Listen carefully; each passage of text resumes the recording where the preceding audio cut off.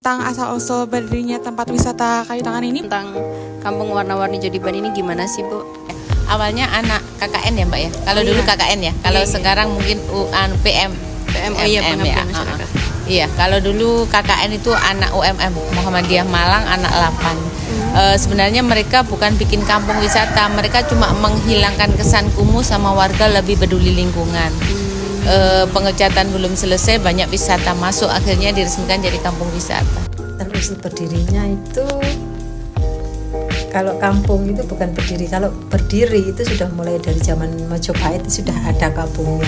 Tapi ketika kita buka menjadi destinasi wisata itu tahun 2018. Dengan adanya potensi yang kita miliki itu, justru orang lain yang memotret, yang melihat, oh Kayu Tangan ini punya potensi.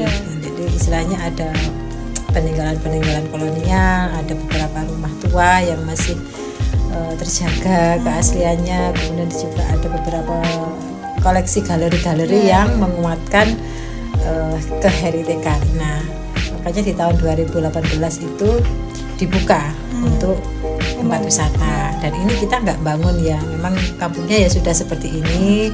Jadi istilahnya ini anugerah potensi yang dimiliki oleh warga Kayu Tangan khususnya untuk dikembangkan menjadi tempat wisata.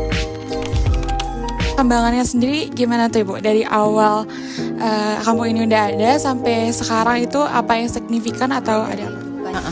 Tahun 2016 Warna-Warni pengunjungnya membludak.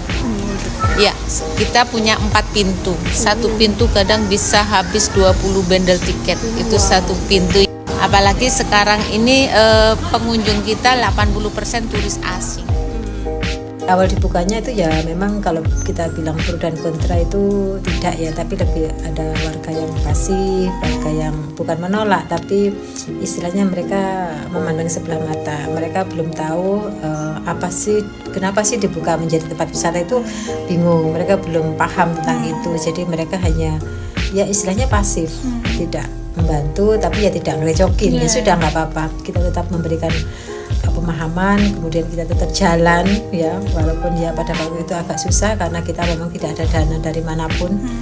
Jadi kita ada CSR pertama dari Bank Indonesia itu yang membantu buat mural. Nah di situ kemudian mulai agak-agak bisa dipandang lah, kemudian masuk beberapa publikasi dari media televisi, semakin viral, dan anak yang foto di beberapa tempat yang vintage ya, kemudian kemudian mulai dikenal dan rame di situ, dan sampai sekarang ini berkembangnya kita juga gak nyangka kalau kampung wisata ini akhirnya bisa berkembang menjadi sekarang ini, menjadi salah satu tujuan wisata di Kota.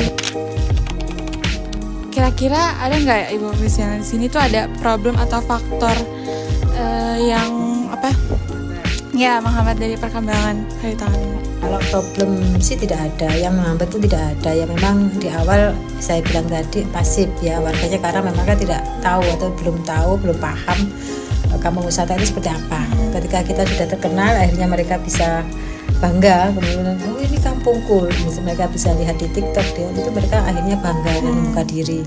Mereka mulai membersihkan tempat lingkungannya, kemudian bisa mengambil peluang usaha ya, memanfaatkan banyaknya tamu, akhirnya membuka usaha ya, seperti itu, akhirnya berjalan seperti itu.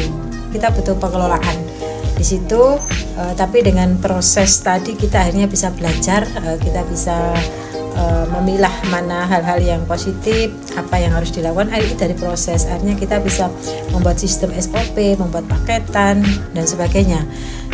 Enggak sih, karena kita kampung tematik mandiri ya, jadi yang kita kelola uang masuk tadi. Jadi pemerintah nggak campur tangan sih, jadi pure kita kelola sendiri.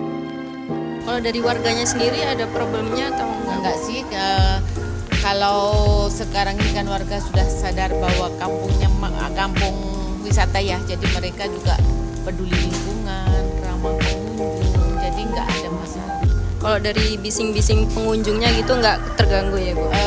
Kalau awal dulu ya pastilah, kan habis kampung biasa jadi terus banyak tamu ya. Kalau sekarang enggak lah, Enggak ya. kita sudah terbiasa. Kalau dari keseluruhan pendapatan wisata ini kira-kira kasaran aja Ibu gitu. Untuk pendapatan nggak bisa kita prediksi ya Mbak ya. Kayak ini tadi banyak sekali rombongan Malaysia, Cina, sama bule ya, Belanda itu tadi. Bayangkan kalau dalam seminggu itu kita terima tamu 2.000-an, 3.000-an kalikan 5.000 udah berapa? Itu kasaran ya.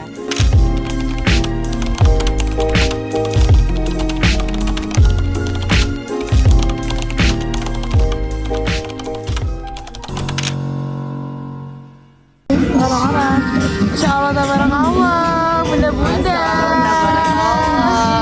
Lagi di mana, Bun? Kita di mana ya? Di mana, Mom? Paham. Iya, paham.